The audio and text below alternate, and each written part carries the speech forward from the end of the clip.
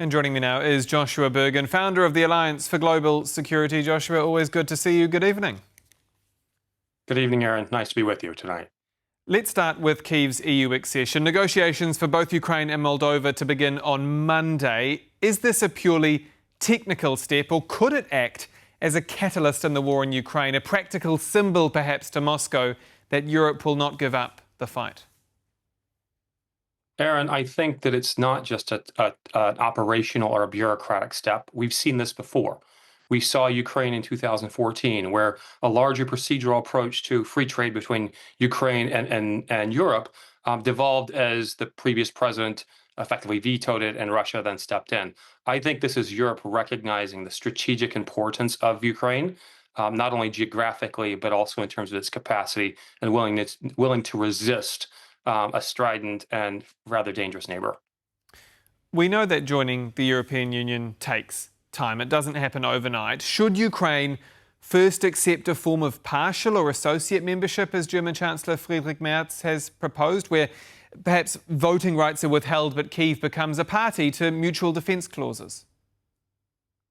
To be clear, I don't think there's another path. And if Ukraine were to hold out for absolute membership from the get-go, I think that would be a mistake for them. Ukraine famously was said that Ukraine held no cards. It is clear today that Ukraine does hold cards, and yet Ukraine still needs to reform in areas such as corruption, in areas such as integration along some bureaucratic means to where things translate back and forth between the two polities. I think this is a good step forward, Ukraine. They should embrace it and seek to move the ball as quickly forward as possible to full membership. But every interim step along the way that's legitimate, I think they should embrace with enthusiasm. So why has Kyiv been so hesitant to embrace those kinds of proposals from, for example, German Chancellor Friedrich Merz? We often hear Kyiv say, look, this would be unfair. If you're looking Europe-wide, there's a number of countries to the south who have been played bait and switch for many, many years. I can understand Kyiv's reluctance, but even if there was a complete and 100% political agreement up front, and to Kyiv's point, they have probably more political will in Europe now than they've had in the past or will likely have in the distant future. Maybe they have a point around striking while the iron is hot. Nevertheless, I still think it's in their interest to play up the cards that they have. They have unique ones and important ones for Europe, while also not being too obstructionist to hands being offered, or olive branch being offered. I think it's important for all parties for Ukraine to become a member of the EU, and for the EU to be playing games would be a mistake for them as well. So creative solutions should be pursued. G7 leaders will meet in France this week. That's just 1 month out from the NATO summit in Ankara. Are you expecting fireworks when Donald Trump heads across the Atlantic, or will we again see Europe engage in keep Trump happy diplomacy? Aaron, has there ever been a place where Donald Trump engaged on the world stage where there wasn't some sort of fireworks? I'm not saying this to be crass. The truth is that this is a strident president who has long history in media and television and knows how to draw attention. How Europe plays, I think there's constructive ways and unconstructive ways. That doesn't mean that you have to take everything the president says literally or even to like it. But I think that I'll be interested to watch and see what the European response is as much as you are.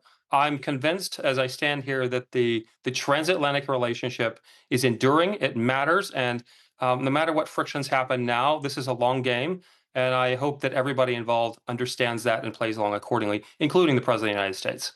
You've often talked about the fact that we shouldn't take the president necessarily literally at his every word, but the G7 was reportedly delayed because of his UFC-themed birthday on Sunday. I mean, is the president more interested in a birthday cage fight than, let's say, landing peace deals in Ukraine and Iran? I wasn't even aware of that. Perhaps that's a miss on my part. You're catching me a little flat-footed. I would say, wow, what a signal. But again, it sort of, I think, plays into his operating modality, which is that he's the center of attention. And if that was a priority for him, perhaps there's a domestic political reason why he needed to be there. I don't know much more. Let's see where it goes next week. And to save you the grief, I will say that they are just reports. So they are reports that this took place a couple of months ago, but we'll see. hand on Thank you for heart, clarifying that. when it comes to NATO, do you see the alliance in its current form surviving under President Trump? Is an irreversible split possible or even likely before 2028? I do not believe so. I think there is zero interest, even for this administration, to break away from NATO. I understand the language he's used as far back as 2015 and 16, but this is on the long end, not in the interest of the United States. And we've seen the U.S. Congress taking steps to, let's just say, box the administration in on this topic. That said, I think there's no president like President Trump who has, let's say, engaged the Europeans with urgency around building out their own defense structures. That's both manufacturing and personnel. I think all would agree that's a positive outcome, even if the process of getting there was uncomfortable. And last but not least, if the transatlantic alliance around defense were to break up, the complexion of the world changes dramatically, and I think in very dark ways.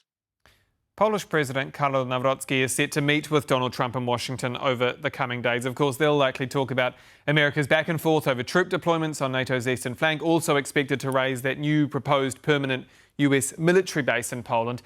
How crucial is ironing out these details, clarifying exactly how many, when, where, to avoid this uncertainty playing into the Kremlin's hands? So straight away, I'd like to acknowledge, I think, a tactical brilliance on the part of Poland. For many years, some have watched and observed and felt like European polity aligned up so uniformly with the Democrats. At times, it looked as though they were almost activists, separated from the party. This said, Poland has played a pretty careful dance and understands through the Nawrocki administration and others the importance of personality politics, but then also has the technical wherewithal from the government side itself to understand how to navigate within the American structures. Do I think it's incredibly important for Poland to nail down with certainty troop placements, commitments on armaments and other arrangements? I absolutely do. There's no question that Poland is, well, from my perspective, is the linchpin, is the most important ally that the United States has right now within Europe, if for no other reason on placement and the country's willingness to stand up and spend heavily on their defense. Poland and America should remain, in my view, as close as possible, no matter who the political players are at any given time. Now under a Republican administration, in the future under a Democratic administration, and I can only continue to call for stronger ties at the congressional and parliamentary levels in the years to come to ensure strong back channels and collaborative activities along the range of politics as well as government and military.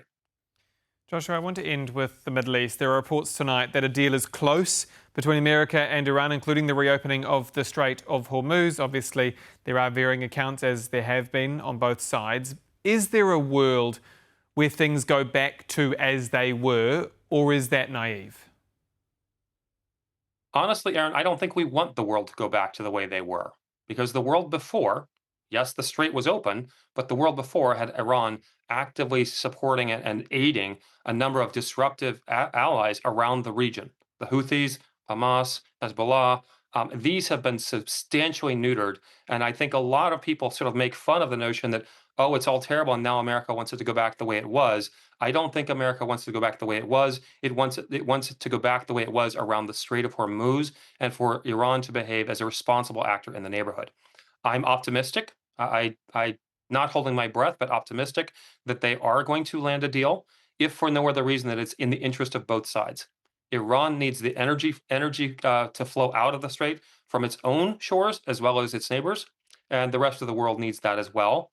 I'll sort of close by saying the administration is deeply aware of the pending election, as are the Iranians. So while I'm optimistic this can come together, I think both sides have interest.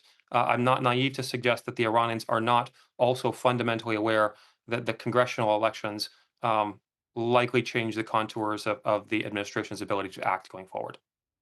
Joshua Burgin, founder of the Alliance for Global Security. Thank you, as always, for your time. Pleasure to see you guys tonight. Have a good evening.